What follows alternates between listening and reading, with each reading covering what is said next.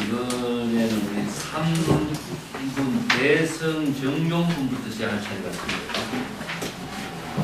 같이 한번 원문 좀 읽어보고 시작할까요? 네. 다 풀었습니까? 이제 38쪽이 되겠습니다. 대성 정종분의 불고수고리 제보살 마살 음여시 한곡기심 소유일체 중생지루 양난생 약대생 약습생 약화생 약유색 약무색 약유산 약무산 약비유산 비무산 아예영이 무여열반 이멸도지 여시멸도 무량무수 무변중생 실무중생 등멸도자 하이고 수도리 야고살 유아상 인산 중생상 수자상 적비보살 여기까지가 제3단입니다. 이번 단에는 불교의 중생의 종류가 9종류가 나온다고 해서 부류중생이라고 나와요. 그래서 부류중생을 이해하려면은 오늘 나눠드린 별지 프린트물 있죠. 불교에서 제시하고 있는 세계관인데 이 세계관을 좀 참조하면서 봐야 이해가 될 것 같아서 제가 복사를 하나 해봤습니다. 조금 복잡하게 불교의 세계관이 이루어졌는데 우리가 정토란 말도 많이 쓰고 있죠. 이거 정토의 세계는 사바세계, 정토의 세계를 쓴 화엄의 정토라든가, 서방의 정토라든가 이런 이제 여러 가지를 쓰고 있습니다. 그래서 정토의 세계하고 사바세계하고 이게 구분이 되어 있어요. 이 세계관이 어떻게 이루어졌는가? 불교의 세계관을 전체적인 스케일로 쓰라고 있는 부분이기 때문에 오늘 한번 보겠습니다. 불고수고리 제보살마살 음여시 항복기시 이거는 이제 앞에 단에서 2단에서 쓰라고 있는 부분을 것을 다시 한번 반복하면서 설법이 시작되고 있는데요. 부처님이 수고리에게 말했습니다. 모든 보살 마살, 모든 보살의 수행자들은 여기서 보살은 다 대성의 원력을 세운 수행자를 보살이라고 합니다. 대성불교 경전에서는 이제 금강경에서는 이제 그게 구분되어 있지 않지만 법화경이나 유마경 같은 데서 보면은 비구 대중이 있고요. 비구하고 비구니하고 대중이 있고 보살이 또 등장하고 있습니다. 그래서 보살도 수행자고 비구도 수행자인데 왜 이렇게 경전에서 대성경전에서 구분을 하느냐 하면은 소성경전에서는 보살이 등장하지 않습니다. 근데 대성경전에는 보살이 등장해요. 그래서 이제 이성의 수행자 이렇게 표현하고 있고 요 대성의 수행자 이렇게 표현합니다. 그래서 대성과 이성의 차이는 무엇이냐 하면 이성은 성문영각의 경지를 이루는 발심을 한 수행자를 이성의 수행자라고 하고 대성의 발심을 한 사람은 대성 보살의 수행자라고 해요. 이제 금강경에서 뒤에 보면은 이 금강경의 법문은 대성의 발심을 한 사람, 최상승의 발심을 한 사람들을 위해서 이 법문을 설한다 이 나오거든요. 그러면 이성의 수행자는 금강경의 법문을 수용할 수가 없어요. 왜냐하면 자신들이 원력을 세운 발심에 따라서 금기가 나누어져요. 그렇기 때문에 법화경 같은 데 보면은 이성의 수행자가 대성보살의 보살들에게 설법을 하고 있는 경전이다. 그 법화경은 대성보살을 위한 법문이다. 이렇게 제시를 하는데 이성의 수행자가 그 법문을 왜 수용하지 못하냐면은 자기네들이 생각하기에는 이성의 수행자에서 성문정각 아라한의 경지가 되면은 최상의 깨달음의 경지, 열반의 경지라고 생각을 해요. 그런데 또 열반의 경지보다도 더 수승한 경전의 법문이 어디 있느냐? 이 대성의 법문을 수용을 못하는 거죠. 왜 수용을 못하느냐? 자신들이 생각하고 있는 그 깨달음의 경지에 대한 목적적인 정신을 갖고 있기 때문에 이보다 더 수승한 법문이 없다고 생각해요. 그래서 정상만이 되어서 대성의 수용을 못해요. 그렇기 때문에 이제 나중에 법화경 같은 데도 이성의 수행자가 다시 이성의 수행의 한계를 극복해서 대성 보살의 원력을 세우는 발심을 해서 또 부처가 되고 부처님에게 미래의 부처가 되는 수기를 받아요. 이게 비구 비구니들이 전부 다 다시 대성의 발심을 하지 않고서는 일성의 묘법 부처가 되고 열애가 되는 대성의 법문을 수용을 못하기 때문에 그렇습니다. 그래서 재발심을 해야 되는 거예요. 근데 이성의 수행자가 재발심하기가 어려워요. 그래서 이제 성문정각이 대성의 법문을 수용하기 위해서는 보살의 원력을 발심을 하지 않고서는 안 된다. 그래서 이제 대성의 보살이 대성의 일성의 부처가 되고 열애가 되는 그 원력을 세운 보살들이죠. 그래서 여기서 재라고 하는 것은 복수거든요. 근데 보살은 모든 것이 각각 개인적으로 원력을 세우면 단수지만은 여기서는 모든 보살들을 통칭하는 입장이니까 많은 대성 보살의 원력을 세운 보살이기 때문에 제보살이 되는 거죠. 그러면 마하살은 무엇이냐 하면 보살들 가운데서도 위대한 보살도를 실행하는 사람. 그래서 이제 보살 가운데서도 종류를 나누어요. 보살이나 마하살이나 하는 차이는 대보살이라는 평인데 그냥 일반 보살들이죠. 일반 보살들은 처음 발심한 보살이기 때문에 삼현의 수행이라고 해요. 삼현의 수행자. 그 다음에 대보살, 보살 마하살 하면은 대보살이기 때문에 이건 십지 이상의 경지를 이룬 보살 이런 표현이 나누고 있습니다. 여기에 의해서 똑같은 보살인데 왜 그 삼현의 수행자가 되고 십지 이상의 보살이 나누느냐 하면 보살이 누구나 원력을 세웠다고 해서 그 보살의 그 깨달음을 이루고 수행의 단계를 이룬 경지가 똑같은 건 아니죠.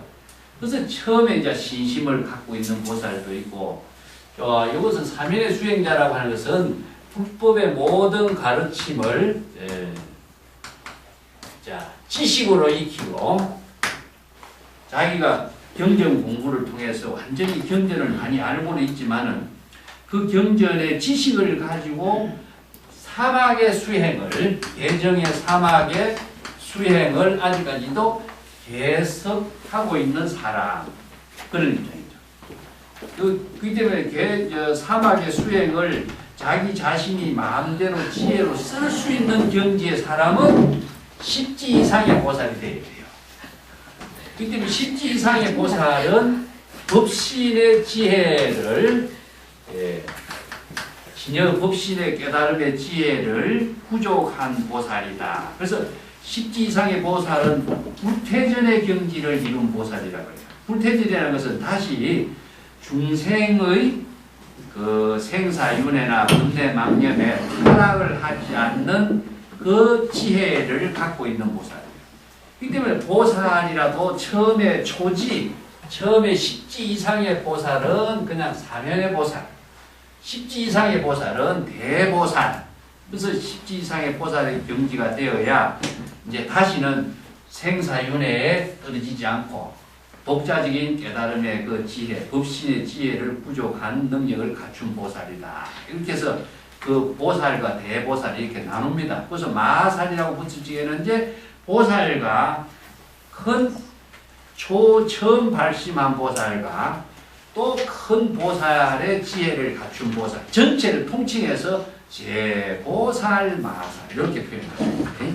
예, 그게 보살 종류가 얼마나 많아요. 발심했다고 다 보살이 되는 거지만은 지혜를 부족해서 자신의 안목을 갖추고 그 지혜와 인격을 갖춘 그 수행의 입장은 또 각각 다 다르기 때문에 이제 복수를 사용합니다. 모든 대성의 원력을 세운 보살과 위대한 법신의 지혜를 갖춘 대보살들이 반드시 이와 같이는 이러시는 거죠. 진여의 지혜로서 자기 자신의 번뇌 망심의 마음을 잘 항복시키고 조복시켜야 된다. 항복이라고 하는 말을 쓰고 조복이라는 말을 썼지만 사실은 번뇌 망념이 일어난 사실을 자신이 자각해서 바로 항복하는 것이기 때문에 번뇌 망념을 없애려고 참선 공부하는 것은 참선 수행하는 방법을 모르는 사람이다. 네, 그렇죠. 자각을 하는 방법이 항복하는 것이다. 그래서 망념을 없애려고 하는 그 생각까지도 망념이 되기 때문에 영원히 망념에서 벗어나지 못해요. 그래서 이 불법 참선 수행은 번뇌 망념을 자각함으로 해서 본래의 진여 본성으로 되돌아갈 때에 화합이 이루어지고 항복이 이루어지고 조복이 이루어집니다. 그래서 불교의 독자적인 수행 방법인데 보통 우리가 조화 이런 말을 쓰죠. 조화. 조화는 말 쓰죠. 이걸 불교에서는 조복이란 말을 써요. 조복이다. 아니면 이걸 항복이다. 이런 말을 씁니다. 그래서 누구를 항복한다 하면 누구를 번뇌 망념을 없애려고 하는 것이 항복이 아니고 이게 조화 있게 하는 거죠. 그래서 조화 있게 하는 것은 우리 진여 본성으로 되돌아갈 때에 조화를 이룹니다. 그래서 이제 원효의 화쟁이라든가 이런 말 쓸 적에 성가의 화합이라든가 화쟁이라고 했을 적에 화는 불의의 지혜를 이루는 것을 화라 그래요. 화합을 한다 이런 말 쓰죠. 화합을 하는 것은 두 개가 이렇게 하나로 이렇게 뭉쳐지는 게 화합이 아니고 물하고 우유하고 완전히 하나가 되어버려야 돼요. 그렇기 때문에 본래로 되돌아갔을 때만이 화합이 돼요. 그래서 화쟁, 원효의 화쟁 사상이라고 하는 것도 둘의 의견을 다른 의견들을 이렇게 절충하는 거 아니고 의견의 모든 것을 다 소멸시킬 때 이루어지는 겁니다. 그래서 절충이라고 하는 것은 언제든지 또다시 다른 불화염이 일어나는 것을 소지를 갖고 있잖아요. 그렇기 때문에 불교에서 이야기하는 화합은 진여의 근본으로 되돌아왔을 적에 화가 이루어져요. 그 항복이라고 하는 것도 마찬가지입니다. 항복이라는 것도 조복하고 똑같이 진여의 지혜로 되돌아갔을 때에 항복이 되고 조복이 되는 겁니다. 그래서 불교 수행을 조라고 하는 말을 써가지고 세 가지로 이야기합니다. 예를 들어서 참선 수행할 적에 또 맨 처음에 무엇이냐 하면 조심이다. 또 조식, 그 다음에 조심. 요거는 무엇이냐면은 가부좌를 하거나 몸이 편안한 상태를 말하거든요. 참선하면서 몸이 아픈 사람이 참선을 어떻게 해요? 몸이 아픈데. 그래서 몸을 조복시킨다 이 말씀. 몸을 조복시킨다 할 적에 이 복자를 쓰는데 몸을 조복시키려면은 불편한 자세에서는 수행이 안 되게 돼 있어요. 그래서 불편하지 않는 자신의 몸을 만들어가는 거죠. 그게 맨 처음에 우리가 선방에 맨 처음에 가면은 이제 가부자거나 방 가부자에서 방서구에 앉아서 참선을 하잖아요. 다리가 아파서요 못 견뎌요. 한 두세 달은 이 다리를 이제 그냥 앉을 수 있는 자세가 안 되고 그냥 일반 뭐 의자에 앉거나 이런 생활을 했잖아요. 그래서 방석에 딱 앉으려면 한 달 동안 다리가 아팠어요. 못 견뎌요. 다리가 아프니까 몸이 어디가 아프냐 머리에 열이 올라가요. 그래서 상기가 되어가지고 온몸이 아픈 겁니다. 그래서 이 머리에 상기 올라가면은 몸이 조화를 이루지 못하기 때문에 생기는 부작용이거든요. 그래서 머리가 아프고 다리가 아픈데 무슨 참선이 되겠어요? 그래서 이것을 견뎌내고 가지고 몸이 완전히 자기가 앉아서 편안한 경지가 될 때 이게 조복이 돼요. 몸이 편안하지 않는데 무슨 참선이 되겠어요? 두 번째는 무엇이냐? 이 호흡입니다. 호흡인데 호흡이라고 하는 것은 이것을 기식이라고 합니다. 기식. 기라는 말을 쓰고 지하고 기식이라고 합니다. 호흡이 바로 기식이라는 바로 생명을 말해요. 그래서 호흡 그 자체가 생명이기 때문에 이 호흡이 아주 편안하게 되고 그 호흡을 통해서 자신의 생명의 작용을 만들어가는 자. 그래서 이제 인간의 목숨이 어디에 있느냐? 한 호흡에 달려있다 그러거든요. 들어간 호흡이 안 나오거나 나온 호흡이 안 나오고 이건 죽어버리기 때문에. 그래서 우리 목숨이 60년, 70년이 아니라 항상 지금의 호흡에 자신의 생명이 있는 거예요. 그래서 선에서는 호흡과 몸과 이 호흡을 이어가는 자각적인 마음작용과 여기에서 자기 생명을 만드는 것에 선의 본질이 여기 있어요. 그렇기 때문에 일념 일념의 호흡과 함께 깨달음으로 생명을 만들어가는 작용을 참선에서는 이 세 가지로 나눠. 근데 전부 다 조자 말부터요. 조는 몸과 호흡과 마음작용이 하나로 조화있게 이루어지기 위해서는 진여산매가 아니면 안 됩니다. 그래서 조란 말을 갖다 그래서 조화있게 하는 것이 여시 항복이신과 똑같아요. 그래서 여시는 진여의 지혜로서 자기의 중생의 번뇌 망심을 다 항복하고 조복하도록 해야 됩니다.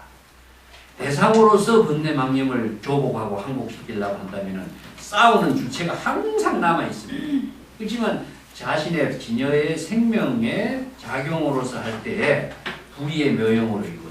그래서 이제 여시 항복이심 앞에서 나온 말과 똑같습니다. 그래서 진정한 보살은 진여의 지혜로서 항복을 해야지 의식으로 항복을 하는 것은 진정한 보살의 원력을 실행하는 수행이 아니다. 그래서 불교의 수행은 모두 다 여시란 말이 있습니다. 여시가 바로 진여의 지혜의 작용과 같이 열애와 같이 이런 말이죠.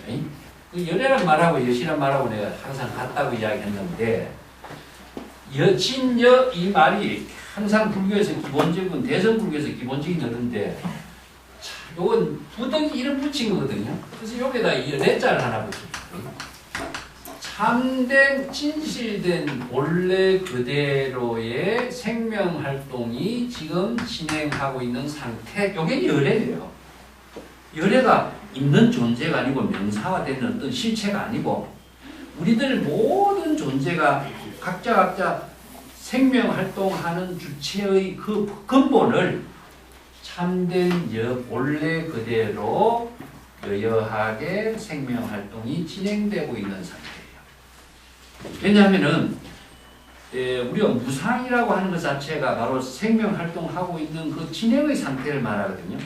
근데 중생심으로 생명활동하면은 업을 만들지만 진여의 생명활동을 하는 것은 바로 깨달음에 의한 열애의 지혜의 작용으로 이루어지는 그 요용을 레라고 합니다.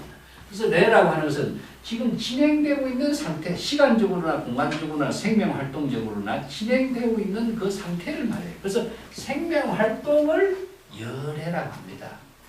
이 때문에 이제 부처의 시포를 열애라고 하니까 부처가 진여의 생명활동으로 진행되고 있는 깨달음의 지혜 작용을 부처라고 하지 부처님이라고 하는 존재로서의 고정된 모양과 형상은 없잖아요. 근데 열애 시포란 말을 가지고 부처라고 하는 명사로만 인식을 하니까 열애란 말하고 여시란 말 하니까 부처가 따로 있는가 보다 이렇게 생각하는 것이 우리가 관념상에 박혀버렸어요. 이게 그런 교육을 받았기 때문에 그런 겁니다. 그래서 항상 열애나 부처는 진행의 상태가 지혜가 생명활동으로 진행되고 있는 상태로 열애를 이해해요. 그래서 반드시 진여의 지혜로 이와 같이 자신의 진여 번뇌 망심을 항복하고 조복해야 합니다. 자, 그 다음부터 이제 불교에서 중생의 종류가 나와요. 소유 일체 중생지류, 일체의 모든 중생의 종류에는 불교에서 제시하고 있는 중생의 종류를 난생, 즉 아래서 태어난 중생, 또 태생, 그것은 모태를 통해서 태어난 중생, 습생은 이제 습기에서 생겨난 중생, 화생은 무엇이냐? 변화로 이루어지는 겁니다. 이 화생은요, 의식의 변화를 통해서 이루어집니다. 우리의 마음작용이 왕생, 화생 이런 말 쓰죠. 중생심으로 살다가 바로 번뇌 망념을 자각했을 때 자기의 마음작용이 바로 부처로 바뀌는 거죠. 요거는 화생이 되는 거죠. 그 다음에 화생이란 말 했을 적에 화는 변화를 만들어가는 겁니다. 자, 중생에서 부처로 변화를 만드는 거. 또 수없이 많은 중생의 시절 인연의 일을 우리가 아침 먹고 지금 하루 종일 일한 거 생각해 보세요. 얼마나 많은 일을 해왔습니까? 이게 뭐냐면은 시절 인연에 따라서 자신의 할 일을 자신의 거기에 맞게끔 지혜의 작용을 변화시키면서 우리가 일을 하고 있잖아요. 그 서가가 1100억 화신 서가모니 부르죠. 1100억 화신이라는 것은 수없이 많은 변화의 지혜의 작용의 방편으로서 중생의 역할, 중생 구제의 역할을 해온 거거든요. 그러니까 우리들이 항상 시절 인연 속에 자신의 지혜로운 삶을 통해서 시절 인연의 일을 변화시키는 능력을 펼치는 것이 이게 화생입니다. 이 변화신이라고 합니다. 그래서 이제 하나의 몸이라는 말로 붙이는데 몸이 육체적인 몸이 이렇게 바뀌는 것이 아니고 이 몸을 펼치는 그 지혜 작용을 변화신이라고 해요.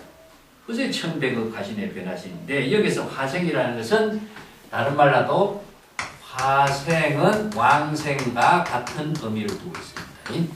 화생과 왕생 같습니다. 우리가 진여 법신이라고 해도 몸 신자를 갖다 붙여놓으니까 육체적인 모습으로 법신의 부처의 모습이 있는 것처럼 생각하지만은 그게 아니고 사실은 지혜로 변화시키는 몸을 표현한 거죠. 이 때문에 변화의 자유자재한 작용을 펼치는 것을 이제 화생이라고 하는데 중생의 종류가 이렇게 변화되는 이걸 잘못 이해한다면요. 뭐 나방이 번데기가 나비가 되고 이렇게 변화된 것을 화생이라고 해야 이거 아닙니다. 이 화라고 하는 것은 지혜로 의식의 작용이 변화되면서 이루어지고 있는 것. 그러니까 우리가 하루에도 수없이 많은 번뇌 망령을 통해서 중생의 다양한 모습을 우리가 살고 있잖아요. 시기하는 모습도 있고 질투하는 모습도 있고 좋아하는 모습도 있고 우리의 마음 작용이 무궁무진하게 바뀌면서 변화되면서 중생의 삶을 살고 있는 것. 이게 화생입니다. 그 다음에 야유색, 양무색. 이거 유색은 이제 모양 있는 거. 자, 여기 표를 같이 놓고 봅시다. 이 표를 놓고 봐야 돼요. 유색, 무색, 유상, 무상. 의식이 있는 거, 의식이 없는 거. 또 의식이 있는 것도 아니고 없는 것도 아닌 거. 이렇게 구분을 했는데 요거 종류가 전부 아홉 개의 종류로 나눠서 이거 불교중생이라고 해요. 금강경에서 9종류의 중생이라고 하는데 불교의 세계관이라고 하는 것이 수미산을 중심으로 해서 불교의 그 세계관을 만들어냈는데 이 세계관은 하나의 말에서 뭐냐 중생의 세계, 법계의 세계에 하나의 무대를 설정해 놓은 거라고 이해하면 됩니다. 이걸 전체는 뭐냐 일심입니다.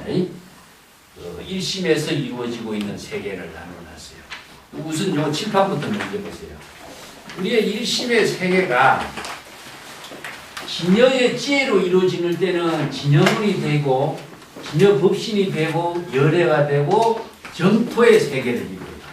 그래서 서가모니 부처님이 이 사바세계에 출연했어. 사바세계 중생의 세계에 출연해가지고 진여의 지혜로 이룬 법신으로서 사바세계를 사바정토로 만드는 원력을 실행하기 때문에 사바세계의 모든 중생들에게 법문을 설해서 중생 구제하는 역할, 사바세계의 모든 중생이 다 깨달음을 이루어서 정토를 이루도록 하는 그런 원력을 실현한 것이 법화경에서 제시하고 있는 석가불이 이 세상에 출현한 일대사거든요.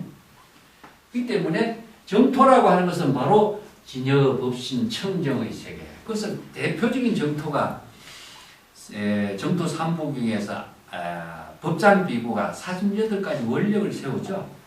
48가지 원력이 세우는 정토에 발언을 해서 그 원력을 다 수행을 통해서 성취를 해요. 이제 원력을 세운 것이 뭐냐? 보살의 원력을 세워서 48가지 그 부처의 지혜를 이룰 수 있는 원력을 수행을 통해서 이루었을 때 부처의 서방 극락정토를 이루고 아미타 부처가 되어서 서방 극락정토를 이룬 것이 이제 정토의 사상의 본질인데 그 정토의 세계가 존재하는 세계라고 보입니까? 네? 서방이라고 하는 그 장소를 지켜놓으니까 서방에 태양이 지는 곳에 그 정토의 세계가 있다. 이 보통 정토학자들도 잘못 이해하는 사람은 서방 극락 정토가 있다라고 이렇게 해버려요.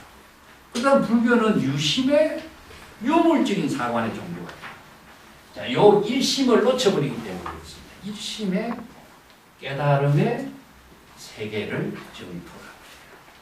정토의 세계가 존재하는 세계로 본다면은 정말 불교의 근본을 잘못 출발하고 있는 겁니다. 자, 그와 마찬가지로 우리가 삼계라고 하는 세계도 마찬가지입니다. 삼계라고 하는 세계가 법화경에서 수없이 많이 얘기죠. 삼계 화택이라고 했죠. 삼계는 불타는 집과 같다. 왜 불타는 집이라고 했을까요? 탐진치 삼독의 불길로서 불타는 집인데, 그럼 삼계는 어디냐? 중생의 세계가 삼계입니다. 근데 중생의 세계는 무엇이냐? 일심으로 진여의 지혜가 작용하지 못하고 생사윤회하고 생멸의 번뇌 망념 속에 살고 있는 세계가 중생의 세계죠. 근데 중생의 세계를 나누어 놨어. 욕계, 색계, 무색계. 자, 여러분 표 보면은 욕계, 색계, 무색계를 여기 나누어 놨습니다. 욕계, 색계, 무색계. 여기 표에도 내가 해놨죠. 표에 보면은 밑에 욕계에 6가지 세계가 있죠. 욕계 6천이 있어요. 그 왜 욕계라고 하느냐? 식욕하고 음욕이 아주 꽉 차 있는 세계가 욕계예요. 그래서 중생의 세계를 욕계, 색계, 무색계 3개로 나눠놨는데 음욕과 식욕으로 꽉 차 있는 세계를 욕계. 그 다음에 색계는 뭐냐? 물질로서 이루어진 세계. 무색계는 무엇이냐면 정신의 세계. 이렇게 나눠놓은 겁니다. 자, 이것을 삼계라고 하는데, 삼계는 궁극적으로 어디에 있겠어요? 중생의 생사, 번뇌, 망념 속에 있는 겁니다. 그래서 삼계를 28천, 욕계, 색계, 무색계를 또 나누어가지고 28천의 세계를 나누어놨어요. 이게 얼마만큼 다양한 중생의 번뇌, 망념의 세계를 이렇게 구분을 해놨느냐. 그뿐만 아닙니다. 그럼 지옥은 어디 있어요? 자, 욕계 가운데서도 자, 지상의 세계는 인간이 살고 있는 세계. 이게 이제 수미산을 오른쪽 그림 보면은 수미산이 있죠. 수미산을 중심으로 해서 8개의 그 바다가 향수해가 있고, 수미산을 중심으로 해서 여러 가지 산이 있고, 그 밑에 남선부주라고 해놨죠. 남선부주가 인간이 살고 있는 세계예요.